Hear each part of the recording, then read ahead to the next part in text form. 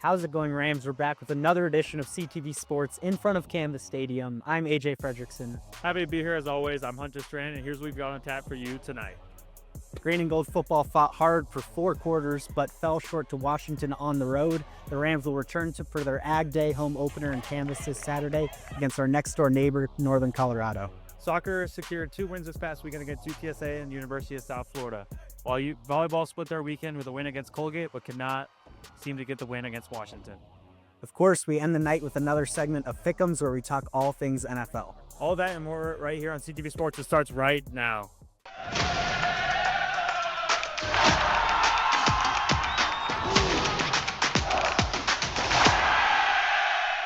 It all kicked off Friday, August 29th with the Rams facing Colgate at home. CSU dominated from start to finish, clinching a 3-0 sweep to open their season strong. A powerful performance and early momentum for the Rams. But Saturday, August 30th brought tougher competition. CSU squared off against the University of Washington in a match that went the distance. The Rams battled hard, pushing the Huskies to 5 sets. All 3 fell, 2-3 in a nail-biter. It was a tough loss, but the team showed grit and determination. The Rams will look to bounce back against Northern Colorado tonight. Go Rams. Green and gold football was officially back in action Saturday night in a late-night battle in Washington. Despite a game that had the same player Taj Bullock throw, catch, rush, and run shotgun on a fake field goal attempt, the Rams unfortunately fell short in a thriller. Although the Rams had the game tied at the half and were within 7 going into the fourth quarter, a late-game interception and the defense struggling to stop a good Washington offense sunk CSU 38-21. A loss does not necessarily mean all bad news, though, as Green and Gold got standout contributions for running back Jabel Dupree, rushing for 92 yards, and tight end Jackson Morin bringing in 79 yards as well. The Rams will face Northern Colorado next weekend in Fort Collins for their home opener, hope to build on an unsuccessful but productive line. It was a stormy night at the CSU soccer complex, and the Rams welcomed UTSA. A pregame thunderstorm even caused a 55-minute lightning delay. CSU came out flying just 1 minute and 56 seconds into the match. Senior forward Olivia Fout broke the deadlock with a spectacular goal early, netting Casca's branded defense.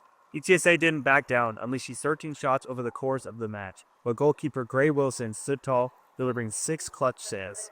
In the closing minutes, UTSA turned up the pressures, earning free kick opportunities yet again. Wilson rose to the occasion, denying a bullet by Leah Burla to seal the Rams' 1-0 Strand blitz. That's 4 straight wins for the Rams, as they are now 4-0 on the season. Don't go anywhere, Ram fan. When we come back, Gideon will give us some updates of high school football around the local area. Welcome to CTV, the student-run TV station here on campus. With 3 shows a week, we have a lot going on, but don't just take my word for it. Prefer exciting sports over the boring news? Join us at Tuesday Night Sports for some private athlete coverage, interviews, and some live game updates. We'll see you then. And on Wednesdays, that's when things get really entertaining.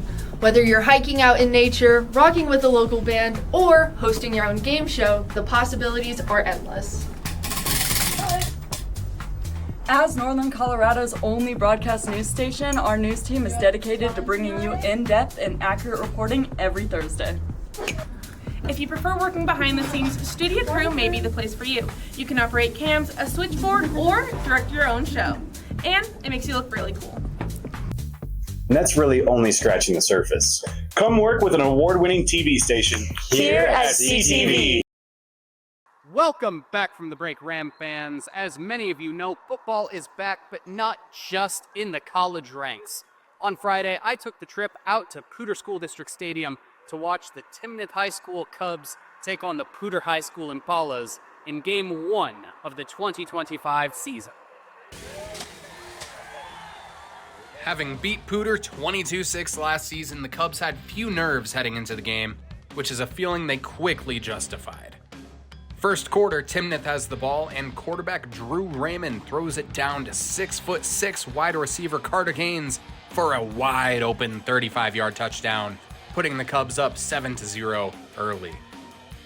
Although sophomore Poudre quarterback Mason Carter had some swift moves about him, the Cubs defense would hold strong until Carter would fake out the whole stadium with this pass to tight end Charlie Swanson to even the score at 7. In the second, Timnath would quickly respond with this run by running back Mitchell DeAngelis, who put in a tutty with less than a minute to go in the first half to make it 14-7. Cubs linebacker Braden Seller would then recover an onside kick, giving Timnith possession once more, which was capitalized on when kicker Benjamin Halloran nailed a field goal as the clock expired, 17-7 at the half. In the third, DeAngelis would find the end zone for a second time, giving Timnith a 24-7 lead, before Pooter running back Praise Olyuni would give the Impalas some energy, finding the end zone to narrow the deficit 14-24. In the final period of play, Fernando Lopez would hit this long field goal to make it a one-score game for the Impalas, 17-24. Pooter's defense got another stop, which resulted in Carter bursting off this long run on 3rd and long with 3.5 minutes left to keep the game alive for the Deer. But this game came down to a pivotal 4th and 3 with under 2 minutes left in the red zone. It's winning mentally first. I've learned that a lot through sports in the past and wrestling and stuff. It's getting your team to know that they're going to beat this before it even starts, because if you lose beforehand in your mind, you're going to lose. It's going to happen, So telling the defense that we will stop them here, it's just another play as if it was on the very other side of the field, It doesn't matter where they are. It is 4th and 3, and we are going to stop them here because this matters more to us than to do that. This defensive effort, spearheaded by Hochhalter, ultimately saved the game for the Cubs. I feel like we're overlooked a lot, and although our record has slowly been improving, I feel like we can earn some more respect to come, with the hard work we're going to be putting in. And I feel like Northern Colorado should just keep an eye out for Timnith and know that we're not going to give up. Timnith will be traveling to face the Severance Silver Knights next week, while Pooter will be hosting the red-hot Riverdale Ridge Ravens at French Field. After the break, AJ, Hunter, and I will be giving our takes on some of the top NFL matchups this weekend. Welcome to CTV, the student-run TV station here on campus. With 3 shows a week, we have a lot going on, but don't just take my word for it. Prefer exciting sports over the boring news? Join us at Tuesday Night Sports for some private athlete coverage, interviews, and some live game updates. We'll see you then. And on Wednesdays, that's when things get really entertaining. Whether you're hiking out in nature, rocking with a local band, or hosting your own game show, the possibilities are endless. As Northern Colorado's only broadcast news station, our news team is dedicated to bringing you in-depth and accurate reporting every Thursday. If you prefer working behind the scenes, Studio Crew may be the place for you. You can operate cams, a switchboard, or direct your own show. And it makes you look really cool. And that's really only scratching the surface. Come work with an award-winning TV station Here at CTV.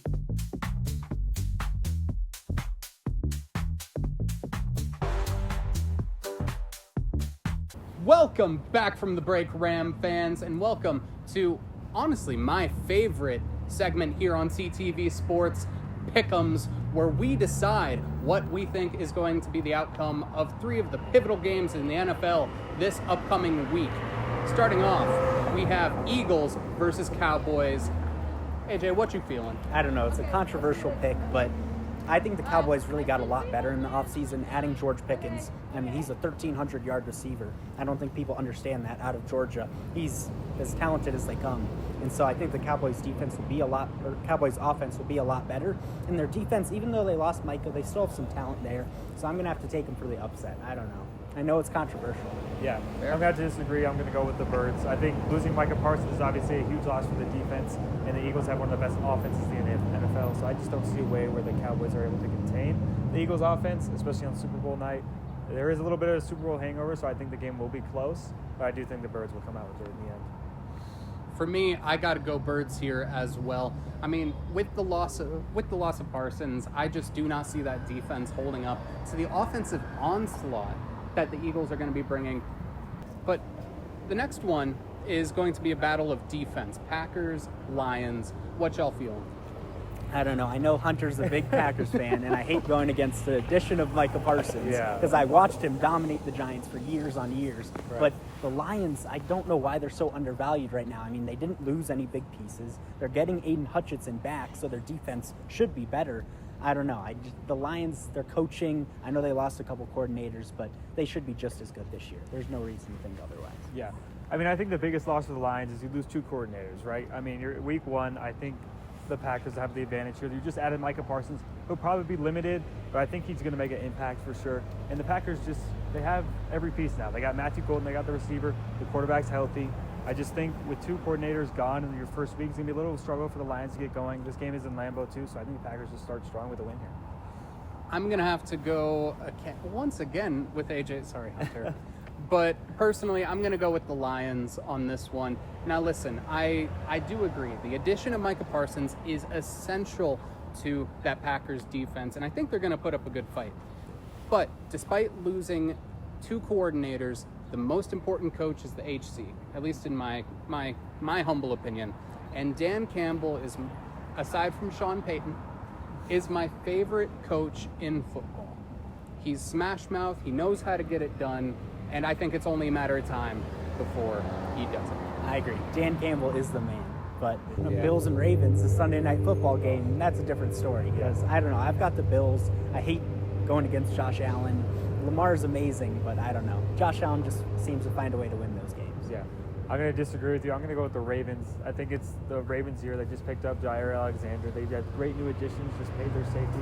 I think the Ravens are going to win this one, but it'll be a super close game. And then, I'm going to join AJ here. Now, listen, the Ravens are good, and Lamar Jackson is honestly one of the best players that this league has ever seen.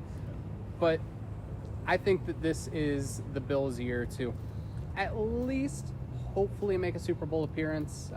My family's from upstate New York as well, so I got that bit of bias in me, but I'm going with the Mafia every day of the week. If Josh Allen or Lamar could figure out how to beat Mahomes, then maybe they'd be able to make it to the Super Bowl. Exactly. But kind of it's the battle of who loses to Mahomes. Exactly. So, they play every year in the divisional, and then the winner goes and loses in the AFC Championship. It's a game for who gets third place. Yep. Fair enough. Same story every year. Yeah. But sorry, Rams. That's all we have for you tonight. Enjoy the game on Saturday, and we'll see you next time.